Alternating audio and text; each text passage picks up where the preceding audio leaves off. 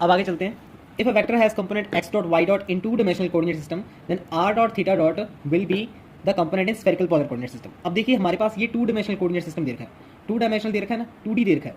तो यहाँ पर आपके पास जो x1 है वो x लेंगे, ठीक है। तो आपके पास x y z ये होता है ना, ठीक है। यहाँ पर टू डायमेंशनल है तो मैं यहाँ पर x1 is equal to x और x2 is equal to y। और यही आपके पास स्फेरिकल पोलर कोऑर्डिनेट में क्या करूँगा मैं, x1 bar is equals to r और x2 bar equals to theta, ठीक है। और हमें ये भी पता है कि आपके पास वैसे ट्रांसफॉर्मेशन क्या होता है, x is equal to r cos theta और y is equal to r sin theta. और इसे हम ऐसे लिख सकते हैं r is equal to under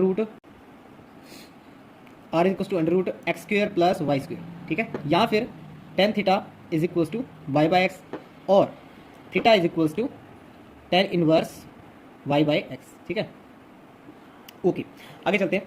अब देखिए यहाँ पर मुझे ये प्रूव करना है कि आपके पास एक्स डॉट वाई डॉट जो कंपोनेंट आपके पास टू डायमेंशनल कोऑर्डिनेट सिस्टम में, ठीक है, उसके आपके पास स्फेरिकल पोलर कोऑर्डिनेट में जो कंपोनेंट होंगे वो आर डॉट और थीटा डॉट होंगे। तो देखिए मैं कॉन्ट्रा वेरिएंट लॉ का यूज़ करके कैसे करता हूँ, ये बाय कॉन्ट्रा वेरिएंट लॉ। अभी पढ़ा है ना हमने कॉन्ट्रा वेरिएंट लॉ, ठीक है, बाय कॉन्ट्रा वेरिएंट लॉ। तो ठीक है, कॉन्ट्रा वेरिएंट लॉ का आपके पास फॉर्मूला क्या था, ए बार जे curl x bar j over curl x आई ए आई, ठीक है। यहाँ पर आपके पास आई क्या था, आई वेरी करता था 1 2 n डायमेंशन, ठीक है। अब क्योंकि यहाँ पर डायमेंशन ही हमारे पास 2 है तो यहाँ पर आई आपके पास 1 और 2 होगा, ठीक है। तो मैं लिखता हूँ यहाँ पर, इसको ओपन करता हूँ मैं, तो a bar j is equals to curl x bar j over curl x 1 plus a 1 plus curl x bar j over curl x 2। मैं बता रहा हूँ आपको, आई आपके पास 1 और 2 ही होगा, ठीक है। तो मैंने इसको उस हिसाब से ओपन कर दिया है। अब देखिए यहाँ पर जो आपके पास a1 है, a1 मुझे क्या दे रखा है, a1 आपके पास x डॉट दे रखा है, ठीक है। तो इसको भी नोट कर लेता हूँ, a1 मुझे x डॉट दे रखा है और a2 मुझे क्या दे रखा है, y डॉट दे रखा है। तो ये मैं सब्स्टिट्यूट कर दूंगा इसके अंदर, ठीक है। और हमें डिटरमाइन क्या करना है, a1 बार और a2 बार हमें जानना है, ठीक है। ये जानना है हमें, वैसे तो हमें प्रूव ही करना है, r डॉट थीटा डॉट हमारे पास ये आएगा। ओके, तो आगे इसमें मैं सब्स्टिट्यूट कर देता हूँ। तो देखिए a bar j equals to curl x bar j curl x1 x dot plus curl x bar j over curl x2 y dot. Okay, ये चीज़ आपके पास। अब j आप 1 सब्स्टिट्यूट करिए, put j is equal to 1, okay, क्योंकि हमें क्या निकालना है, कर्ल बार a1 निकालना है ना, तो j पहले हम 1 सब्स्टिट्यूट कर रहे हैं, तो a बार 1 और यहाँ पर कितना आ जाएगा, कर्ल x बार 1 ओवर कर्ल x1 और x dot plus curl x बार 1 over curl x2 y dot, ठीक है।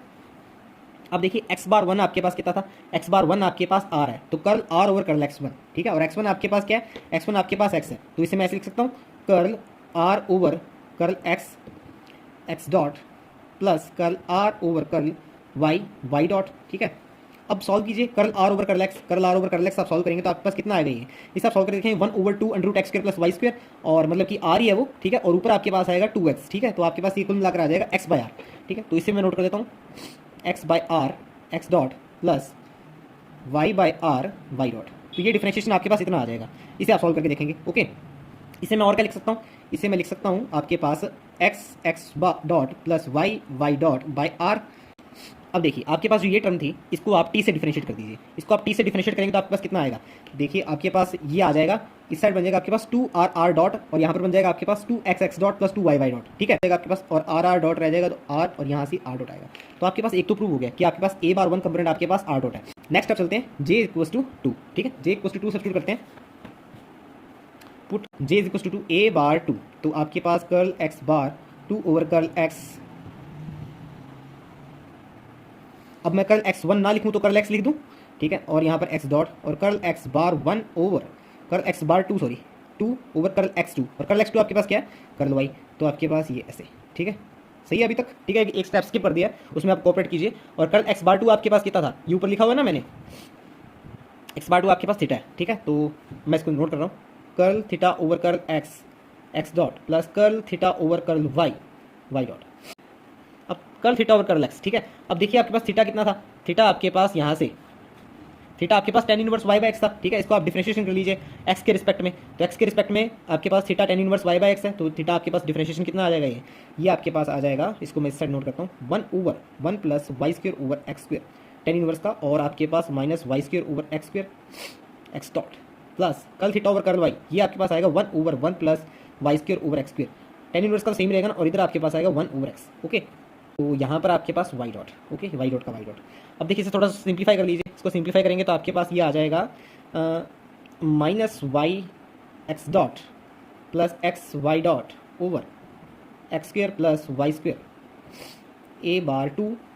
तो ये कॉन्ट्रावेरिएंट कंपोनेंट हमारे पास देखिए ये आपके पास किस चीज़ का डिफरेंशिएशन है, आप देखिए ये आपके पास डिफरेंशिएशन है tan inverse y by x का। बड़े करके देख लीजिए आप इसे, ठीक है, मैंने तो देख लिया, आप भी करके देख लें। D theta over d T, ठीक है, और ये आपके पास थीटा के बराबर था, तो d theta over d t आ गया आपके पास, ठीक है। अब d theta over d t आपके पास थीटा डॉट, ठीक है, ये भी हमें प्रूव हो गया।